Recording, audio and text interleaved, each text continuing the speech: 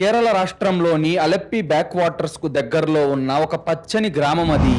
ఎటు చూసినా కొబ్బరి చెట్లు, ఆకాశానికి చిల్లు పడినట్లు కురుస్తున్న వర్షం, పడవలు తిరిగే కాలువల పక్కనే ఉన్న ఒక 100 ఏళ్ల పాతకాలపు సాంప్రదాయ ఇల్లు. ఆ ఊర్లో రాఘవరావు గారికి 50 ఎకరాల కొబ్బరి, రబ్బరు తోటలున్నాయి. అతని వయస్సు 70 ఏళ్ళు. ఊరందరికీ ఆయన ఒక దేవుడు. ఎవరికి ఏ కష్టం వచ్చినా ముందుంటాడు. కానీ ఆయన సొంత కుటుంబానికి మాత్రం ఆయన ఒక కఠినాత్ముడు, ఒక నియంత, ఒక హిట్లర్. ఆయన గీసిన గీత దాటడానికి ఆయన కుటుంబంలో ఎవ్వరికీ ధైర్యం లేదు. ఆయనకి 2 కొడుకులు. పెద్ద కొడుకు పేరు కృష్ణ, చేతగానివాడు, తండ్రి చాటున బతికేవాడు. ఎప్పుడూ తండ్రి చేతుల్లో తిట్లు తింటూనే ఉంటాడు. చిన్న కొడుకు వంశీ వ్యాపారం కోసం దుబాయ్లో ఉంటాడు. వాడు చాలా తెలివైనవాడు. వంశీ భార్య పేరు అంజలి. ఇంట్లో అందరికంటే చిన్న కోడలు. చూడటానికి మహాలక్ష్మిలా ఉంటుంది. అంజలి అంటే రాఘవరావుకు ఎంతో ప్రాణం. సొంత కూతురులా చూసుకుంటాడు. ఆమె చేతుల మీదుగా మందులు వేసుకొనిదే ఆయనకు నిద్ర పట్టదు. ఇంటి పనులన్నీ దగ్గరుండి చూసుకునే ఒక పద్ధతైన ఆదర్శవంతమైన కోడలు అంజలి. ఊర్లో వాళ్ళందరూ ఆమెను చూసి నేర్చుకోమని తమ కోడళ్లకు చెప్తుంటారు. ఒకసారి ఈ కేరళ ఇంటి వాతావరణం ఊహించుకోండి. బయట హోరున వర్షం, లోపల ఒక నియంతలాంటి మామ, ఆయనను ప్రాణంగా చూసుకునే ఒక ఆదర్శ కోడలు. పైకి చూస్తే ఇదొక పర్ఫెక్ట్ ఫ్యామిలీ లాగా ఉంది కదా. కానీ క్రైమ్ థ్రిల్లర్స్ లో ఆదర్శం అనే ముసుగు వెనక ఉన్న చీకటి చాలా భయంకరంగా ఉంటుంది. ఈ రాత్రి రాఘవరావుకి ఆస్తమా అటాక్ రావడం కేవలం యాదృచ్ఛికమా, లేదంటే ఆయన కళ్ళ ముందే ఒక మరణ శాసనం రాసుందా అనేది తెలుసుకునే ముందు మీరు గనుక ఇలాంటి క్రైమ్ స్టోరీస్ రోజు చూడాలి అనుకుంటే ఇప్పుడే ఈ వీడియోను లైక్ చేసి మా ఛానల్ను సబ్స్క్రైబ్ చేసుకోండి. మీరు చేసే చిన్న లైక్, ఒక సబ్స్క్రైబ్ మమ్మల్ని ఎంతో ఎంకరేజ్ చేసినట్టుగా ఉంటుంది. అలాగే మీరు ఈ వీడియోను ఎక్కడి నుండి చూస్తున్నారో ప్లీజ్ కామెంట్ చేయండి. మా వీడియోలు ఎక్కడి దాకా రీచ్ అవుతున్నాయో తెలిస్తే మాకు చాలా బూస్టప్ ఇచ్చినట్టు ఉంటుంది. కానీ ఆ ప్రశాంతమైన వాతావరణాన్ని చీల్చుకుంటూ ఆ రాత్రి ఒక ఘోరం జరిగింది. ఒక భయంకరమైన నమ్మక ద్రోహం జరిగింది. రాఘవరావుకు తీవ్రమైన ఆస్తమా ఉంది. వాతావరణం చల్లబడితే ఆయనకు ఊపిరి పీల్చుకోవడం కూడా కష్టంగా మారుతుంది. రాత్రి 1 గంటకు వర్షం పడుతుండగా చలికి ఆయనకు ఆస్తమా అటాక్ వచ్చింది. అతని ఊపిరితిత్తులు బిగుసుకుపోయి గాలి అందక గొంతులో నుంచి గుర్ర గుర్ర అని శబ్దం వస్తుంది. ప్రాణభయంతో ఆయన మంచం పక్కన టేబుల్ మీద ఉన్న తన ఆస్తమా పంప్ అనగా ఇన్హేలర్ను వణుకుతున్న చేతులతో తీసుకున్నాడు. నోట్లో పెట్టుకొని బలంగా 2 సార్లు పంప్ చేశాడు. కానీ ఆ పంపు లోపల నుండి ఆయన ఊపిరితిత్తుల్లోకి వెళ్ళింది ప్రాణాలు నిలిపే మందు కాదు. ఆ పంపు కొట్టగానే రాఘవరావు కళ్ళు భయంతో బయటకొచ్చాయి. ఊపిరి పీల్చుకోవడం కాదు కదా, గొంతులో ఏదో భయంకరమైన యాసిడ్ పోసినట్లు ఆయన 2 చేతులతో తన గొంతును తానే గీరుకుంటూ మంచం మీద నుండి కింద పడిపోయాడు. గొంతులో నుంచి అతనికి మాట రావట్లేదు. 2 నిమిషాల పాటు నేల మీద గిలగిలా కొట్టుకొని నోట్లో నుంచి తెల్లటి నురగ కక్కుతూ ప్రాణాలు వదిలాడు. ఒక పెద్ద మనిషి తన ఇంట్లోనే అనాథలా చనిపోయాడు. మరుసటి రోజు ఉదయం ఆ పెద్ద ఇల్లు ఏడుపులతో దద్దరిల్లిపోతుంది. రాఘవరావు శవం హాల్లో పడి ఉంది. బంధువులు, ఊరి జనాలు కన్నీరు మున్నీరవుతున్నారు. అందరికంటే ఎక్కువగా ఆ ఇంటి చిన్న కోడలు అంజలి గుండెలు బాదుకుంటూ ఏడుస్తుంది. మామయ్య, రాత్రి నేను పడుకునే ముందు మీకు పాలిచ్చి వెళ్ళానే, నా చేతులతోనే మీకు ఇన్హేలర్ పక్కనే పెట్టానే, ఇంతలోనే ఆస్తమా వచ్చి ప్రాణాలు వదిలేశారా? మిమ్మల్ని నేను కాపాడుకోలేకపోయాను మామయ్య అని కన్నీరు మున్నీరుగా ఏడుస్తున్న ఆమెను చూసి ఊరంతా జాలిపడింది. పెద్దాయన ఆస్తమాతో చనిపోయాడు, అంత్యక్రియలకు ఏర్పాటు చెయ్యండి అని బంధువులు అంటుండగా వర్షంలో తడుచుకుంటూ ఒక పోలీసు జీపు ఆ ఇంటి ఆవరణలోకి వచ్చి ఆగింది. అందులో నుంచి లోకల్ ఇన్స్పెక్టర్ భార్గవ్ దిగాడు. భార్గవ్ మనిషి కళ్ళను కాదు, వాళ్ళ నరాలను చదివే రకం. ఒక మర్డర్ సీన్ ని చూడగానే అతనికి సగం కేసు అర్థమైపోతుంది. భార్గవ్ నేరుగా రాఘవరావు శవం దగ్గరికి వెళ్ళి అందరూ వెనక్కి వెళ్ళండి, ఎవరు శవాన్ని తాక్కూడదు అని ఆర్డర్ వేశాడు. ఆయన ఆ శవాన్ని తీక్షణంగా చూశాడు. ఆ శవం యొక్క ముఖం నీలం రంగులోకి మారిపోయి నోటి దగ్గర నొరగా ఎండిపోయింది. గొంతు మీద ఆయన స్వయంగా గీరుకున్న గోటి గాయాలు, రక్తం మరకలున్నాయి. మంచం దగ్గరకు వెళ్ళి కింద పడి ఉన్న ఆస్తమా ఇన్హేలర్ను ఒక ప్లాస్టిక్ కవర్లోకి జాగ్రత్తగా తీసుకున్నాడు భార్గవ్. దాన్ని ముక్కు దగ్గర పెట్టుకొని వాసన చూశాడు. అందులో నుంచి ఒక వింతైన ఘాటు వాసన వస్తుంది. ఒక మామూలు మనిషికి అది ఆస్తమా చావులా కనిపిస్తుంది. కానీ ఒక పోలీస్ ఆఫీసర్కి ఆ గొంతు మీద ఉన్న గీతలు, ఆ నీలం రంగు ముఖం చాలా కథలు చెప్తాయి. భార్గవ్కి ఇక్కడే ఒక డౌట్ వచ్చింది. ఆస్తమాకి నోట్లో నుంచి నొరగ రావడానికి సంబంధం లేదు కదా, ఆ ఇన్హేలర్లో ఇంతకేముంది?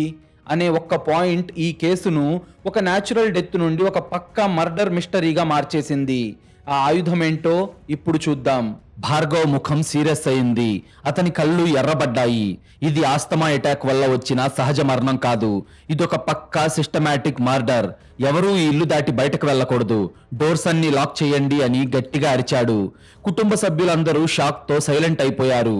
అంజలి కన్నీళ్లు తుడుచుకుంటూ, సార్ ఏంటి మీరు మాట్లాడేది? మా మామయ్య ఆస్తమాతో చనిపోయారు కదా, ఎన్నో ఏళ్లుగా ఆయనకు ఆ సమస్య ఉంది కదా అని అమాయకంగా అడిగింది. అప్పుడు భార్గవ్ ఇన్హేలర్ ని పైకి చూపిస్తూ, ఈ ఆస్తమా పంపులో ఉండాల్సిన మెడిసిన్ ను ఎవరో చాలా తెలివిగా తీసేశారు. దాని ప్లేస్ లో రబ్బరు తోటల్లో వాడే అత్యంత ప్రమాదకరమైన ఒక లిక్విడ్ ని ఎక్కించారు. ఆ రాత్రి పెద్ద ఆయన ఊపిరి కోసం దాన్ని పీల్చగానే ఆయన ఊపిరితిత్తులు లోపల నుండి కాలిపోయాయి. ఇది ఎవరో రాక్షసంగా వేసిన కిరాతకమైన ప్లాన్. ఎవరికో ఆయన ప్రాణాలు పోవడం కావాలి అని ఒక పచ్చి నిజాన్ని చెప్పాడు భార్గవ్. ఆ మాట వినగానే ఆ పెద్ద ఇంట్లో ఒక్కసారిగా పిన్ డ్రాప్ సైలెన్స్ ఏర్పడింది. ఒకరి ముఖాలు ఒకరు చూసుకుంటున్నారు. భార్గవ్ ఎంక్వైరీ చేయడం మొదలుపెట్టాడు. ఆ ఇంట్లోకి బయట వాళ్ళెవరూ రాలేదు. తలుపులు లోపల నుండే లాక్ చేస్తున్నాయి. అంటే హంతకుడు ఈ ఇంట్లోనే ఉన్నాడు. ఈ ఫ్యామిలీలోనే ఒక పెద్ద రాక్షసుడున్నాడు. పెద్ద కొడుకు కృష్ణను భార్గవ్ విచారించాడు. కృష్ణకు వ్యాపారంలో నష్టాలు వచ్చాయని, తండ్రి ఆస్తి అమ్మి డబ్బులు ఇవ్వలేదని కోపంతో ఉన్నాడని భార్గవ్కి ముందే తెలిసింది. కానీ కృష్ణ ఒక పిరికివాడు. సార్ నాకంత ధైర్యం లేదు సార్. నా తండ్రిని నేను చంపలేదు. ఆయన్ని చంపేంత పగ, కోపం, ధైర్యం నాకు లేవు సార్ అని ఏడ్చాడు. వాడి మాటల్లో ఒక వణుకుంది. దుబాయ్లో ఉన్న చిన్న కొడుకు వంశీకైనా కోడలు అంజలికైనా రాఘవరావును చంపాల్సిన అవసరమే లేదు. ఎందుకంటే ఆస్తి ఎలాగూ సగం వాళ్ళకే వస్తుంది. పైగా అంజలికి ఆయన మామగారంటే చాలా ఇష్టం మరియు గౌరవం. అప్పుడే పోలీసులకు ఒక కీలకమైన విషయం తెలిసింది. ఆ ఊరి చివర ఒక పాడుబడిన ఇంట్లో భద్రం అనే ఒక వ్యక్తి ఉన్నాడు. వాడెవరో కాదు, చనిపోయిన రాఘవరావుకి సొంత తమ్ముడు. 20 ఏళ్ల క్రితం ఆస్తి పంపకాల విషయంలో గొడవ పడితే రాఘవరావు తన తమ్ముడు భద్రంను రక్తం వచ్చేలా కొట్టి ₹1 కూడా ఇవ్వకుండా ఇంట్లో నుండి బయటకు గెంటేశాడు. రాఘవరావు ఊర్లో పెద్ద మనిషి కావడంతో ఊరంతా అతనికే సపోర్ట్ చేసింది. అప్పటి నుండి భద్రం ఆ ఊరి చివరే ఉంటూ ఒక తాగుబోతులా మారి అన్న మీద పగతో రగిలిపోతున్నాడు. వాడి ప్రాణాలు తీసైనా నా ఆస్తి నేను లాక్కుంటాను అని 100 సార్లు ఊరి జనాల ముందే అరిచాడు అని తెలిసి భార్గవ్ నేరుగా వెళ్లి భద్రంను కాలర్ పట్టుకొని స్టేషన్కు లాక్కొచ్చాడు. భద్రం కళ్ళు ఎర్రగా ఉన్నాయి. ముఖం మీద పాత గాయాల మచ్చలున్నాయి. ఒక క్రూరమైన మృగంలా ఉన్నాడు వాడు. అప్పుడు భార్గవ్, రేయ్ రబ్బరు తోటల యాసిడ్ను ఇన్హేలర్లో కలిపి నీ అన్నను చంపింది నువ్వే కదరా అని భార్గవ్ అతన్ని లాఠీతో కొట్టాడు. కానీ దానికి భద్రం ఏమాత్రం భయపడకుండా పైశాచికంగా నవ్వుతూ, సార్ వాడు చచ్చిపోయాడా? ఎంత అద్భుతమైన వార్త చెప్పారు సార్. వాడు పోవాలని 20 ఏళ్లుగా వెయిట్ చేస్తున్నాను. వాడి చావు నేను కల్లారా చూడాలి అనుకున్నాను. కానీ వాడిని నేను చంపలేదు సార్. నిన్న రాత్రి నేను గుడి దగ్గర ఫుల్గా తాగి పడిపోయాను. ఊరి జనాలు కూడా నన్ను చూశారు. అయినా కట్టుదిట్టమైన నా అన్నయ్య ఇంటి కాంపౌండ్ వాల్ దాటి నేను లోపలికి ఎలా వెళ్తాను సార్? అంత ధైర్యం నాకు లేదు అని ధైర్యంగా చెప్పాడు. వాడు చెప్పిన దాని గురించి భార్గవ్ విచారించగా భద్రం చెప్పింది పక్కా నిజమే అని తేలింది.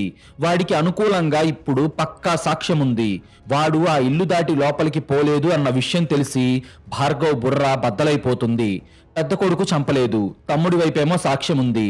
మరి రాఘవరావు పడక గదిలోకి సైలెంట్ గా వెళ్లి ఆ ఆస్తమా పంపులో మందు మార్చిందెవరు? బయట వాళ్ళు ఇంట్లోకి రాలేదు. లోపలి వాళ్ళకేమో రాఘవరావును చంపే ఉద్దేశమే లేదు. ఈ మిస్టరీ ఏంటి? 2 రోజులు గడిచాయి. రాఘవరావు దహన సంస్కారాలు పూర్తయ్యాయి. పోలీసుల ఇన్వెస్టిగేషన్ ఏమో ఒక కొలిక్కి రావడం లేదు. ఆ రోజు సమయం రాత్రి 12 గంటలవుతుంది. ఎడతెరిపి లేకుండా పడుతున్న వర్షానికి తోడుగా ఉరుములు కూడా భయపెడుతున్నాయి. అందరూ నిద్రపోతున్న పెద్ద ఇంట్లో ఆ ఇంటి చిన్న కోడలైన అంజలి గది తలుపు మెల్లగా తెరుచుకుంది. ఆమె సైలెంట్ గా బయటికొచ్చింది. చేతిలో ఒక గొడుగు పట్టుకొని ఎవరికీ తెలియకుండా ఇంటి వెనక తలుపు తీసి ఆ వర్షంలో కొబ్బరి తోటల వైపు నడుచుకుంటూ వెళ్తుంది. ఆమె నడకలో భయం లేదు, బాధ లేదు. ఒక భయంకరమైన నమ్మకం ఉంది. ఆ రాత్రి పూట తనని ఎవరైనా ఏమైనా చేస్తారేమో అన్న భయం ఇసుమంతైనా లేదు. తోట చివర ఉన్న ఒక పాత పడవ దగ్గరకు అంజలి చేరుకుంది. ఒక ఆదర్శవంతమైన కోడలు, మామయ్య చనిపోయి ఏడ్చిన ఆ ఇల్లాలు, ఊరంతా ఆదర్శవంతమైన కోడలు అనుకునే అంజలి ఆ అర్ధరాత్రి వర్షంలో పడవ దగ్గరికి ఎందుకెళ్తుంది? ఈ సీన్లో ఆమె నడకలో ఉన్న ఆ ధైర్యం చూస్తుంటే ఆమె వేసుకున్న అమాయకపు ముసుగు జారిపోతున్నట్లు అనిపిస్తుంది. ఇంతకీ ఆ పడవ దగ్గరున్నది ఎవరు? ఆ చీకట్లో వెలుగుతున్న సిగరెట్ వెనక ఉన్న ఆ రాక్షసుడెవరు అనేది చూస్తే మన మైండ్ బ్లాక్ అయిపోవడం ఖాయం. అక్కడ చీకట్లో ఒక సిగరెట్ వెలుగుతుంది. ఆ వెలుతురులో ఉన్న మనిషిని చూడగానే ఎవరైనా షాక్ అవుతారు. ఎందుకంటే అక్కడ ఉన్నది మరెవరో కాదు, రాఘవరావు సొంత తమ్ముడు, ఊరి చివర తాగుబోతుగా పడి ఉన్న భద్రం. అంజలి వెళ్ళగానే భద్రం సిగరెట్ కింద పడేసి ఆమెను గట్టిగా వాటేసుకున్నాడు. ఇద్దరూ ఒకరినొకరు పిచ్చి పిచ్చిగా ముద్దులు పెట్టుకున్నారు. అవును, పగతో రగిలిపోయే ఆ సొంత మామయ్యకు ఆదర్శవంతమైన కోడలికి మధ్య గత 5 ఏళ్లుగా ఒక భయంకరమైన, అసహ్యకరమైన చీకటి సంబంధం నడుస్తుంది. ఇంట్లో మొగుడు లేని అంజలికి భద్రం ఒక క్రూరమైన ప్రేమను పరిచయం చేశాడు. వాళ్ళ కామానికి అడ్డు లేకుండా చూసుకున్నారు. అప్పుడు అంజలి భద్రం కళ్ళల్లోకి చూస్తూ, నీ ప్లాన్ అద్భుతంగా వర్కౌట్ అయింది మామా. నువ్విచ్చిన ఆ యాసిడ్ను ఇన్హేలర్లో నేనే కలిపాను. ముసలోడు గిలగిలా కొట్టుకొని నా కళ్ళెదుటే చచ్చిపోయాడు. నాకొక్క క్షణం కూడా భయం వేయలేదు మామా. పోలీసులకు నా మీద ఎలాంటి డౌట్ రాలేదు. వాళ్ళందరూ నన్ను మంచి కోడలనే అనుకుంటున్నారు. రేపు లాయర్ వచ్చి వీలునామా చదువుతాడు. ఆస్తిలో సగం నాకొస్తుంది. సూర్యగాడిని బెదిరించి మిగతా సగం కూడా లాక్కుందాం. ఇక ఆ కోట్ల ఆస్తి మనదే. మనం స్వేచ్ఛగా బతకచ్చు అని గర్వంగా నవ్వింది. అప్పుడు భద్రం ఆమె తలని మురుతూ, అంతే కదా నా మహారాణి, నా అన్న ప్రాణాలు తీస్తే కాని నా పగ చల్లారలేదు. వాడు నాకు చేసిన అవమానానికి సరైన శాస్తి జరిగింది. ఇప్పుడు ఆస్తి, నువ్వు అంతా నా సొంతం అని క్రూరంగా నవ్వాడు. ఆ అమాయకమైన ముఖం వెనక ఆస్తి కోసం కట్టుకున్న మొగుణ్ణి మోసం చేసి సొంత మామయ్యతో పడుకొని ఇంట్లో పెద్దాయనను కిరాతకంగా చంపిన ఒక రాక్షసి దాగి ఉందన్న పచ్చి నిజం ఇప్పుడు బట్టబయలైంది. మానవ సంబంధాలు ఎంత దారుణంగా మారిపోతాయో అనడానికి వీళ్ళిద్దరే ఒక నిదర్శనం. మరుసటి రోజు ఉదయం సమయం 10 గంటలవుతుంది. వర్షం తగ్గుముఖం పట్టింది. రాఘవరావు ఫ్యామిలీ లాయర్ ఆ ఇంటికొచ్చాడు. అతనితో పాటు ఇన్స్పెక్టర్ భార్గవ్ కూడా ఇంట్లోకొచ్చి ఒక మూలన నిలబడి అంతా గమనిస్తున్నాడు. పెద్ద కొడుకు కృష్ణ, చిన్న కోడలు అంజలి హాల్లో కూర్చున్నారు. అందరిలోనూ ఆస్తి ఏమవుతుందన్న ఉత్కంఠ ఉంది. లాయర్ మోహన్ రాఘవరావు రాసిన వీలునామా డాక్యుమెంట్ ఓపెన్ చేశాడు. కళ్ళద్దాలు సర్దుకొని దాన్ని చదవడం మొదలుపెట్టాడు. నేను సంపాదించిన 50 ఎకరాల తోట, ఈ పాతకాలపు ఇల్లంటే నాకు ప్రాణం కంటే ఎక్కువ. నాకు తెలుసు నా ఆస్తి కోసం మీరంతా రాబందుల్లా ఎదురు చూస్తున్నారు అని. నా కొడుకు కృష్ణకు ఆస్తిని కాపాడుకునే సత్తా లేదు. వాడొక చేతగాని అసమర్థుడు. ఇంకా నా చిన్న కోడలు అంజలి ఎంతో మంచిది, ఆదర్శవంతురాలు. ఆమె చేతిలో నా ఆస్తి పెట్టాలి అనుకున్నాను. కానీ నా తర్వాత నా కుటుంబం ముక్కలైపోకూడదు అనేదే నా కోరిక. ఈ ఇల్లు ఎప్పటికీ నిలబడాలి. అందుకే నేను రాస్తున్న షరత్ ఏంటంటే, నా మొత్తం ఆస్తిని నేను అనాథ శరణాలయం ట్రస్ట్కి రాసిస్తున్నాను అని లాయర్ అనగానే ఆ మాట విన్న అంజలి గుండె ఆగిపోయినంత పనయ్యింది. ఏంటి, ఆస్తి మొత్తం ట్రస్ట్కి వెళ్తుందా? నేను ఇంత ఘోరం చేసింది దీనికోసమా అని తన మనసులో తానే కంగారు పడింది. అప్పుడు లాయర్ చెప్పడం కంటిన్యూ చేశాడు. కానీ ఈ ఆస్తి ఆ ట్రస్ట్కి వెళ్లకుండా నా వారసులకే దక్కాలంటే నాదొక్కటే కండిషన్. ఆస్తి మీద హక్కు ఉన్న నా కొడుకులు, నా కోడళ్ళు మరియు 20 ఏళ్ల క్రితం నేను గెంటేసిన నా సొంత తమ్ముడు భద్రంతో సహా. అవును, నా తమ్ముడు భద్రం కూడా మా వంశోద్ధారకుడే. మీరంతా కలిసి ఈ పాత ఇంట్లో, ఒకే ఇంట్లో సరిగ్గా 1 సంవత్సరం పాటు ఎలాంటి గొడవలు లేకుండా, పోలీస్ కేసులు లేకుండా సంతోషంగా కలిసి బతకాలి. ఒకవేళ మీరు నా తమ్ముడు భద్రంను ఇంట్లోకి రానివ్వకపోయినా, ఈ ఏడాది కాలంలో మీ మధ్య ఒక్క పోలీస్ కంప్లైంట్ అనగా గృహహింస కానీ, మర్డర్ అటెంప్ట్ కానీ ఫైల్ అయినా సరే ఈ వీలునామా క్యాన్సిల్ అయిపోయి మరుక్షణమే నా పేరిట ఉన్న 100 కోట్ల ఆస్తి ఆ ట్రస్ట్కు వెళ్ళిపోతుంది. మీరంతా కట్టుబట్టలతో రోడ్ల మీద పడతారు. నా ఫ్యామిలీ అంతా ఒక్కటి కావాలన్నదే నా చివరి కోరిక.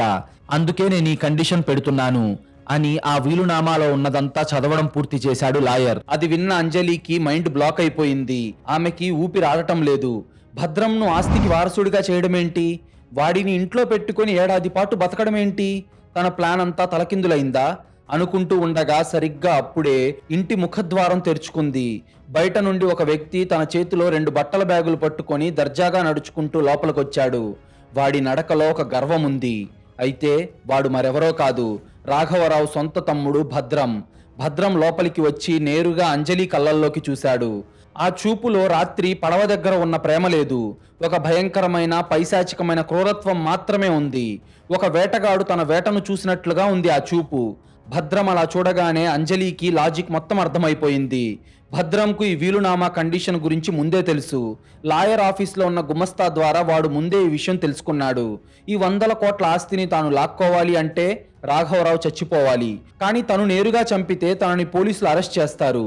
ఆ ఇంటి తలుపులు వాడికి తెరుచుకోవు. అందుకే వాడు అంజలికి వలవేశాడు. ప్రేమ కామం అనే ముసుగు వేసి ఆమెను వాడుకున్నాడు. ఆమె ద్వారానే వాడి అన్నను చంపించాడు. ఇప్పుడు వాడి అన్న చచ్చిపోయాడు కాబట్టి వీలునామా కండిషన్ ప్రకారం లీగల్ గా దర్జాగా వాడు 100 కోట్ల ఆస్తి ఉన్న ఈ ఇంట్లోకి అడుగుపెట్టాడు. వాడి ప్లాన్ సక్సెస్ అయింది. అంజలి ఏమో వణికిపోతుంది. అంటే వీడు నన్ను ప్రేమించలేదా? కేవలం వాడి పగ తీర్చుకోవడానికి ఇంట్లోకి రావడానికే నన్ను ఒక ఆయుధంగా వాడుకున్నాడా అని ఆమెకు అప్పుడు అర్థమైంది. వాడు ఒక సైకో. తను ఒక రాక్షసుడి చేతిలో పావుగా మారిపోయింది. ఇప్పుడు అంజలి పరిస్థితి ఒక భయంకరమైన పద్మవ్యూహమైంది. భద్రం ఇంట్లోకి వచ్చాడు. వాడిప్పుడు అంజలిని బెదిరిస్తాడు, బ్లాక్మెయిల్ చేస్తాడు. ఒకవేళ అంజలి వాడిని అడ్డుకుంటే నా అన్నను చంపింది నువ్వే అని పోలీసులకు చెప్తాడు. పోనీ కోపంతో అంజలి వాడి మీద పోలీస్ కంప్లైంట్ ఇస్తే వీలునామా కండిషన్ బ్రేక్ అయ్యి ఆస్తి మొత్తం ట్రస్ట్కి వెళ్ళిపోయి ఆమె జీవితం రోడ్డున పడుతుంది. ఒక మర్డర్ కోసం ఆడదాన్ని వాడుకోవడమే ఒక ఎత్తు అంటే ఆమెను లీగల్ గా లాక్ చేయడం ఇంకో పెద్ద ఎత్తు. వీలునామా కండిషన్ ని భద్రం ఎంత బ్రిలియంట్ గా వాడుకున్నాడో చూసారా? ఇప్పుడు అంజలి వాడిని ఏమీ అనలేదు, బయటకు పంపలేదు. వాడి టార్చర్ చస్తూ భరించాల్సిందే. ఒక రాక్షసుణ్ణి ఇంట్లోకి తెచ్చుకున్న ఈ కిరాతకురాలి పరిస్థితి ఇప్పుడు కుడి భుజం పట్టుకుంటే ఎడమ చేయి తెగినట్లుంది. అయితే ఇప్పుడు ఆ 4 గోడల మధ్య జరగబోయే కోల్డ్ వార్ ఎలా ఉండబోతుందో మీరే వినండి. చట్టానికి ఏమాత్రం దొరకకుండా ఒక కోడలి వరుస అయ్యే అమ్మాయితో అఫైర్ పెట్టుకొని ఆమెతోనే మర్డర్ చేయించి ఇప్పుడు వీలునామాను అడ్డు పెట్టుకొని అదే కోడలితో ఒకే ఇంట్లో ప్రాణాలతో చెలగాటమాడటానికి వచ్చిన ఒక సైకో మామయ్యకు ఆస్తి కోసం కట్టుకున్న మొగుడిని మోసం చేసి ఇరుక్కుపోయిన ఒక రాక్షస కోడలికి మధ్య ఆ 4 గోడల మధ్య జరగబోయే ఆ కోల్డ్ వార్ ఎలా ఉంటుందో చూసే ముందు మీలో చాలా మంది మన వీడియోలు చూస్తున్నారు కానీ వీడియోను లైక్ చేయడం లేదు, మన ఛానల్ను సబ్స్క్రైబ్ చేసుకోవడం లేదు. ప్లీజ్ మీరు చేసే చిన్న లైక్, ఒక సబ్స్క్రైబ్ మమ్మల్ని ఎంతో ఎంకరేజ్ చేసినట్టుగా ఉంటుంది. అలాగే మీరిచ్చే ఒక్క పాజిటివ్ కామెంట్ ఇలాంటి క్రైమ్ స్టోరీస్ రోజు మీ ముందుకు తీసుకురావడానికి మాకు చాలా బూస్టప్ ఇచ్చినట్టు ఉంటుంది. భద్రం తన చేతిలో ఉన్న బట్టల బ్యాగులను హాల్లో ఖరీదైన సోఫా మీద విసిరేశాడు. వాడి కళ్ళల్లో ఒక అహంకారం, 20 ఏళ్ల తర్వాత తన అన్న ఇంట్లోకి దర్జాగా అడుగుపెట్టిన గర్వం స్పష్టంగా కనిపిస్తున్నాయి. అంజలి గుండె వేగం పెరిగిపోయింది. ఆమె కాళ్ల కింద భూమి బద్దలైపోతున్నట్లు అనిపించింది. ఇప్పుడు వాడిని ఎలా ఫేస్ చేయాలో ఆమెకు అర్థం కావడం లేదు. పెద్ద కొడుకు కృష్ణ ఆశ్చర్యంగా, బాబాయ్ నువ్వేంటిక్కడ? నాన్న నిన్ను ఇంట్లోకి రావద్దన్నాడు కదా, నువ్విక్కడ ఉండటానికి వీల్లేదు, ఇప్పుడే వెళ్ళిపో అని గట్టిగా అరిచాడు. దానికి భద్రం నవ్వుతూ వెళ్లి కృష్ణ భుజం మీద చెయ్యేశాడు. వాడి పట్టులో ఎంత బలముందో కృష్ణకు అర్థమైంది. అది నిన్నటి దాకరా కృష్ణ, ఇప్పుడు మీ నాన్న వీలునామా ప్రకారం ఈ 100 కోట్ల ఆస్తి మనకు దక్కాలంటే నేను మీ ఇంట్లోనే ఉండాలి. మనమంతా కలిసి ఒక హ్యాపీ ఫ్యామిలీలా బతకాలరా, లేకపోతే మీరంతా అడుక్కు తినాల్సిందే. నాకు అడుక్కు తినడం కొత్తేమీ కాదు, గత 20 ఏళ్లుగా నా బతుకదే. కానీ నా బతుకు మీరు బతకాల్సి వస్తే ఎంత దారుణంగా ఉంటుందో ఒక్కసారి ఊహించుకోండి అని గట్టిగా నవ్వాడు.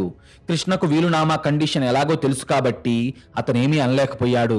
అప్పుడు భద్రం నేరుగా వెళ్లి చనిపోయిన తన అన్న రాఘవరావు పడుకునే మాస్టర్ బెడ్రూమ్లోకి దర్జాగా అడుగుపెట్టాడు. ఆ ఇంట్లో ఇప్పుడు భద్రం గాడే ఒక బాస్. ఆ రాత్రి సమయం 11 గంటలవుతుంది. ఆ ఇల్లంతా నిశ్శబ్దంగా ఉంది. బయట వాన సన్నగా పడుతుంది. అంజలి భయంతో వణుకుతూ భద్రం గదిలోకి వెళ్ళగా వాడు మందు తాగుతూ సిగరెట్ కాలుస్తున్నాడు.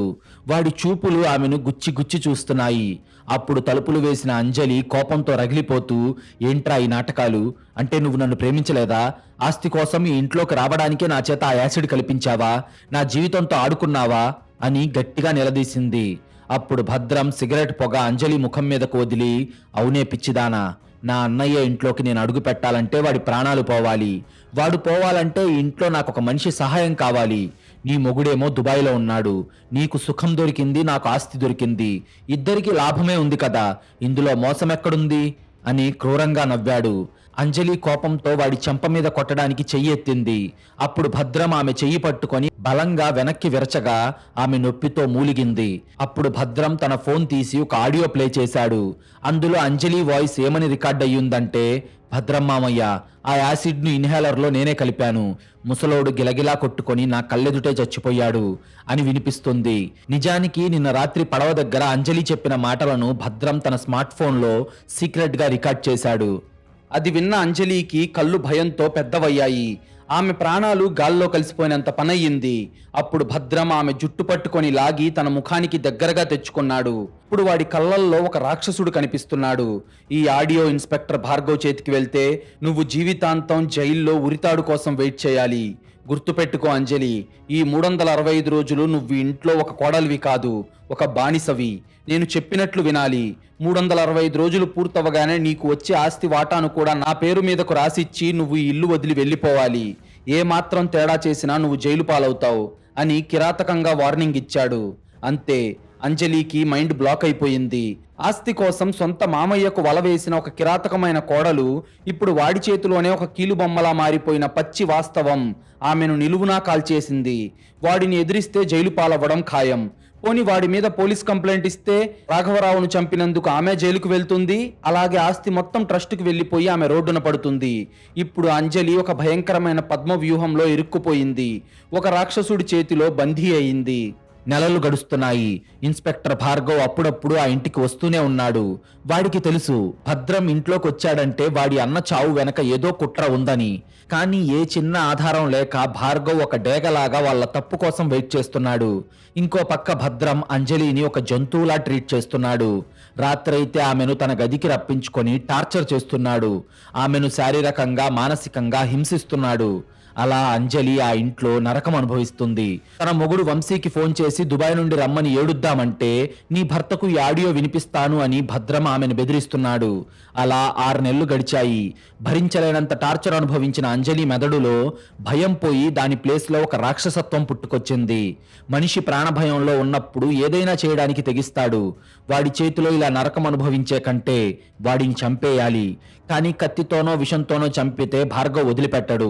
భార్గవ్కి దొరికితే ఆస్తి పోతుంది. కాబట్టి భద్రం సహజంగా చచ్చిపోవాలి. అంతే, వాడు గుండె చచ్చిపోవాలి అని ఫిక్స్ అయ్యింది. ఇక ఇల్లాలు మెదడు పగతో రగిలిపోతే ఎంత భయంకరమైన సైన్స్ను వాడుకుంటుందో అంజలి మరొక్కసారి నిరూపించింది. అంజలి ఒకరోజు టౌన్లో ఉన్న ఒక పాత మెడికల్ షాప్కు వెళ్ళి ఒక మందు కొనుక్కొచ్చింది. ఆ మందు తాగుడు వ్యసనం మాన్పించడానికి డాక్టర్లు వాడే ఒక డ్రగ్. దీన్ని వేసుకున్న తర్వాత ఎవరైనా మందు తాగితే వాళ్ళ శరీరంలో ఆల్కహాల్ పాయిజన్లా మారిపోయి ఊపిరాడకపోవడం, గుండె విపరీతంగా కొట్టుకోవడం, ప్రాణం పోతున్నంత భయం కలుగుతాయి. దీన్ని సైకలాజికల్గా భయపెట్టడానికి వాడతారు. భద్రంకు కూడా ఎలాగో విపరీతంగా మందు తాగే అలవాటుంది. వాడికి కూడా వారసత్వంగా ఆస్తమా, హై బీపీ కూడా ఉన్నాయి. అంజలి రోజు ఉదయం భద్రం తాగే కాఫీలో వాడికి తెలియకుండా మెడికల్ షాప్ నుంచి తెచ్చిన ఆ మందు పౌడర్ను కలపడం మొదలుపెట్టింది.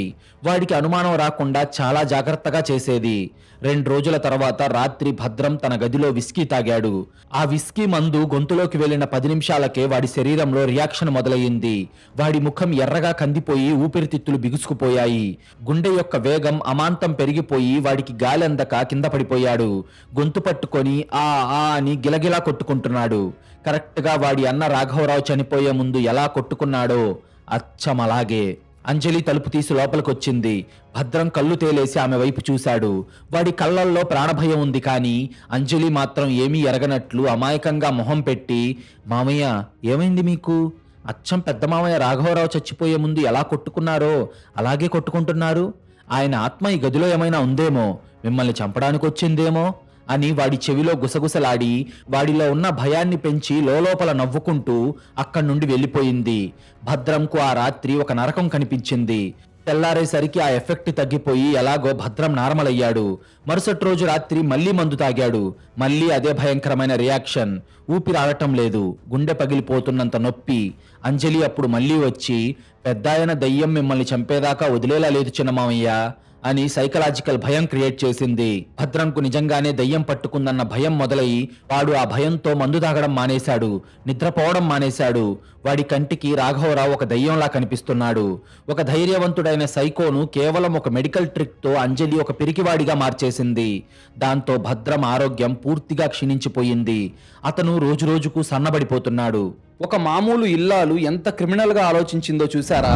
ఒక తాగుడు మానిపించే మందును వాడి ఆమె ఆ భద్రం గాడిని భయపెట్టిన తీరు అద్భుతం కదా. వాడికి ఒక దయ్యం అనే భయం క్రియేట్ చేసి వాడి సైకాలజీని బ్రేక్ చేసింది. ఇక్కడ ఇద్దరు రాక్షసుల మధ్య జరుగుతున్న వార్లో ఎవరు గెలుస్తారో గెస్ చేయడం కూడా కష్టమే. కానీ అంజలి ఈ ఆటను ముగించడానికి వాడిన ఆ చివరి ఆయుధం ఏంటో ఇప్పుడు చూద్దాం. అది 360వ రోజు. వీలునామా యొక్క గడువు ముగిసిపోవడానికి ఇంకో 5 రోజులు మాత్రమే ఉంది. ఆ రోజు రాత్రి భద్రం గదిలో ఒంటరిగా ఉన్నాడు. వాడికి విపరీతమైన ఆస్తమా అటాక్ వచ్చి ఊపిరి పీల్చుకోవడం కూడా కష్టమైపోయింది. భయంతో టేబుల్ మీద ఉన్న తన ఆస్తమా ఇన్హేలర్ కోసం చెయ్యి చాచాడు. అంజలి ముందుగానే ప్లాన్ చేసి ఆ ఇన్హేలర్ ప్లేస్లో అత్యంత ప్రమాదకరమైన అనగా ఆస్తమాను విపరీతంగా పెంచి ఒక కెమికల్ నింపిన ఇన్హేలర్ను పెట్టింది. కర్మ ఎలా తిరిగొస్తుందో చెప్పడానికి ఇదే ఒక పెద్ద ఉదాహరణ. భద్రం ప్రాణభయంతో ఆ ఇన్హేలర్ను నోట్లో పెట్టుకొని బలంగా పంపు చేశాడు. అది పీల్చగానే భద్రం ఊపిరితిత్తులు పూర్తిగా మూసుకుపోయి ఊపిరాడక అతను చచ్చిపోయాడు. చచ్చిపోయే ముందు అతనికి అర్థమైపోయింది, తన సొంత అన్నను ఏ ఆయుధంతో చంపాడో అంజలి వాడిని కూడా అదే ఆయుధంతో చంపుతోందని. కానీ వాడు అరవలేక 10 నిమిషాల పాటు నేల మీద గిలగిలా కొట్టుకొని ప్రాణాలు వదిలేశాడు. వాడి పాపానికి ఇప్పుడు సరైన శిక్ష పడింది. ఉదయం ఇంటికి పోలీసులు వచ్చారు. ఇన్స్పెక్టర్ భార్గవ్ భద్రం శవాన్ని చూశాడు. అంజలి కన్నీరు మున్నీరుగా ఏడుస్తూ మా చిన్నమామయ్యకు ఆస్తమా అటాక్ వచ్చి చనిపోయారు సార్ అని చెప్పింది. ఆమె ఏడుపు చూసి అందరూ మళ్లీ జాలిపడ్డారు. పోస్ట్ మార్టం రిపోర్ట్లో కూడా అది సివియర్ ఆస్తమా అటాక్ వల్ల ఊపిరితిత్తులు లాక్ అయిపోయి చనిపోయాడు అని వచ్చింది. అందులో ఏ యాసిడ్ లేదు కాబట్టి డాక్టర్లు కూడా అదే నిర్ధారించారు. భార్గవ్కు అనుమానం ఉన్నా ఆధారాలు లేకపోవడంతో కేసును న్యాచురల్ డెత్ గా క్లోజ్ చేశాడు. దాంతో అంజలి ప్లాన్ సూపర్ సక్సెస్ అయింది. 365 రోజులు పూర్తయ్యాయి. అంజలి గదిలో ఒంటరిగా కూర్చొని పగలబడి నవ్వుకుంటుంది. తన మామయ్య రాఘవరావును చంపింది. తనను వాడుకున్న తన ప్రియుడు తన చిన్న మామయ్య అయిన భద్రవును చంపింది. పోలీసులకు మాత్రం దొరకలేదు. వీలునామా కండిషన్ ప్రకారం 365 రోజులు ఎలాంటి గొడవలు లేకుండా, పోలీస్ కేసులు లేకుండా గడిచిపోయాయి. ఇప్పుడు 100 కోట్ల ఆస్తికి ఆమె మహారాణి. అమాయకుడైన పిరికివాడైన కృష్ణను ఈజీగా రోడ్డు మీదకు నెట్టేయొచ్చు. ఆమెకి తిరుగులేదు అనుకుంది. సరిగ్గా అప్పుడే ఇంటి ముందు ఒక కారు వచ్చాగింది. కారులో నుంచి దుబాయ్లో ఉన్న ఆమె భర్త వంశీ కిందకు దిగాడు. అతనితో పాటు ఇన్స్పెక్టర్ భార్గవ్ మరియు ఫ్యామిలీ లాయర్ కూడా ఉన్నారు.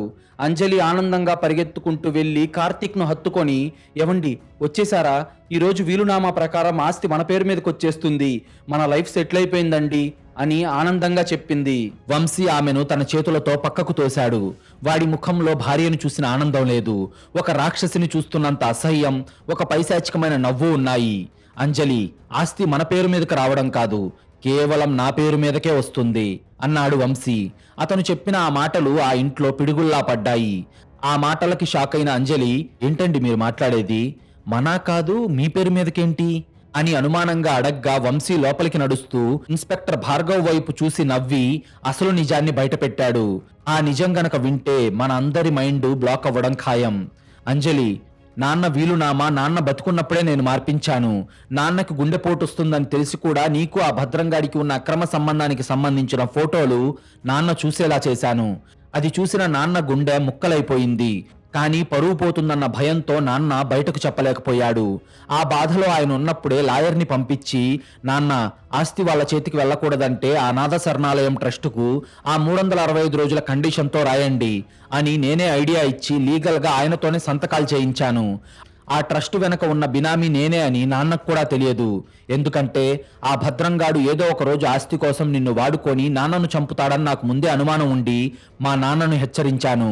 కానీ ఆయనేమో వాడు నన్నేం పీకుతాడు అని ధైర్యంగా ఉన్నప్పటికీ నేను భయపడినట్టే మీరు ఆయన్ని చంపేశారు. నాన్న పోగానే మా బాబాయ్ గాడు కూడా ఇంట్లోకి వస్తాడని నాకు ముందే తెలుసు. ఆ 365 రోజుల కండిషన్ ఎందుకు పెట్టానో తెలుసా? మీరిద్దరూ స్వార్థపరులు మరియు కిరాతకులు. ఆస్తి కోసం ఆ 4 గోడల మధ్య ఒకరినొకరు చంపుకుంటారని నాకు ముందే తెలుసు. ఆ కండిషన్ మిమ్మల్ని ఒక పంజరంలో బంధించింది. నువ్వు వాడిని చంపేశావు. వాడి చావుతో నా పగ తీరిపోయింది. అంటే మీరు 365 రోజులు ఉన్నా లేకపోయినా ఆ 100 కోట్ల ఆస్తి డైరెక్ట్ గా నా అకౌంట్కే వస్తుంది. నేను దుబాయ్లో కూర్చొని నా చేతులకు నెత్తురు అంటకుండా మా బాబాయ్ గాడిని నీతో చంపించాను. ఇప్పుడు నిన్ను చట్టానికి అప్పగిస్తున్నాను అని వంశీ గర్వంగా నవ్వాడు. అదంతా విని అంజలికి వెన్నులో వణుకు పుట్టి ఆమె గుండె ఆగిపోయినంత పనయ్యింది. ఆమె మెదడు పనిచేయడం మానేసింది. నిజానికి అంజలి తనని తాను ఒక మాస్టర్ మైండ్ అనుకుంది. భద్రంగాడేమో వాడిని వాడే ఒక సైకో అనుకున్నాడు. కానీ వీళ్ళిద్దరి కామాన్ని స్వార్థాన్ని పావులుగా వాడుకొని దుబాయ్లో కూర్చొని ఇద్దరికి చుక్కలు చూపించిన ఒక అదృశ్య రాక్షసుడు తన మొగుడే అన్న నిజం ఇప్పుడు అంజలికి గుండె ఆగిపోయేలా చేసింది. ఇన్స్పెక్టర్ భార్గవ్ తన ఫోన్ తీసి ఒక ఆడియో ప్లే చేశాడు. భద్రం మామయ్య, ఆ యాసిడ్ను ఇన్హేలర్లో నేనే కలిపాను. ముసలోడు గిలగిలా కొట్టుకొని నా కళ్ళెదుటే చచ్చిపోయాడు మామయ్య అని తను అన్న మాటలు వినగానే అంజలి వణికిపోయి, ఈ ఆడియో మీ దగ్గరికి ఎలా వచ్చింది సార్ అని ఆశ్చర్యంగా అడగ్గా దానికి భార్గవ్ నవ్వుతూ, వంశీ ఏమీ నీ ఇంట్లో గోడలకు కెమెరాలు పెట్టించలేదు అంజలి, నువ్వు చేసిన చిన్న తప్పుని వాడుకున్నాడంతే. అదేంటో తెలుసా? నువ్వు భద్రంను చంపేసి వాడి ఫోన్ను కాల్చిపారేయకుండా నీ దగ్గరే పెట్టుకున్నావు. అది ఎలాగో స్మార్ట్ ఫోన్ కావడంతో వంశీ దుబాయ్ నుండే ఒక హ్యాకర్ ద్వారా ఆ ఫోన్ని హ్యాక్ చేయించాడు. ఆ ఫోన్లోని మైక్రోఫోన్, కెమెరా ఎప్పుడు ఆన్లోనే ఉండి 24 గంటలు ఇక్కడి రికార్డింగ్స్, ఆ ఫోన్లో ఉన్న డేటా అంతా వంశీకి ఆ హ్యాకర్ పంపాడు. నీ చేతిలో ఉన్న భద్రం ఫోనే ఇప్పుడు నీకు ఉరితాడుగా మారింది. వంశీ నీకు వ్యతిరేకంగా ఉన్న ఆధారాలన్నీ నాకు ఇచ్చాడు. యు ఆర్ అండర్ అరెస్ట్ అని ఆమె చేతులకు బేడీలు వేశాడు. ఆస్తి కోసం సొంత మామయ్యతో పడుకొని కుటుంబ పెద్దను చంపిన ఒక రాక్షస కోడలు తన భర్త వేసిన సైకలాజికల్ పద్మవ్యూహంలో పడి అన్నీ కోల్పోయి ఏడుస్తూ జైలు జీపెక్కింది. ఆస్తి, ప్రతీకారం, మోసం, ఈ మూడు మనిషిని ఎంతటి మృగాలుగా మారుస్తాయో కళ్ళకు కట్టినట్టు ఈ క్రైమ్ స్టోరీ మనకు తెలియచేస్తుంది. దీన్నే అంటారు నువ్వు ఉల్లిపాయ అనుకున్నావు కానీ నేను బాంబునిరా అని. వంశీ ఆడిన మైండ్ గేమ్ వింటే మతిపోవడం ఖాయం కదా. ఆస్తి కోసం ఏమీ చేయనట్లు సైలెంట్గా కూర్చొని తన చేతికి రక్తం అంటకుండా తన తండ్రి చావుకి కారణమైన వాణ్ణి చంపేసి భార్యను జైలుకు పంపిన ఈ భర్త ప్లాన్ నిజంగా ఒక మాస్టర్ పీస్ కదా. నమ్మకం అనేది ద్రోహంగా మారితే ఆ రివెంజ్ ఎప్పటికీ సైలెంట్గానే ఉంటుంది అని ఈ కథ మనకొక పాఠం చెప్తుంది. మీకు గనక ఈ క్రైమ్ స్టోరీ నచ్చినట్లయితే ఇప్పుడే ఈ వీడియోను లైక్ చేసి మా ఛానల్ను సబ్స్క్రైబ్ చేసుకోండి. మీరు చేసే చిన్న లైక్, ఒక సబ్స్క్రైబ్ మమ్మల్ని ఎంతో ఎంకరేజ్ చేసినట్టుగా ఉంటుంది. అలాగే మీరిచ్చే ఒక్క పాజిటివ్ కామెంట్ ఇలాంటి క్రైమ్ స్టోరీస్ రోజు మీ ముందుకు తీసుకురావడానికి మాకు చాలా బూస్టప్ ఇచ్చినట్లుంటుంది.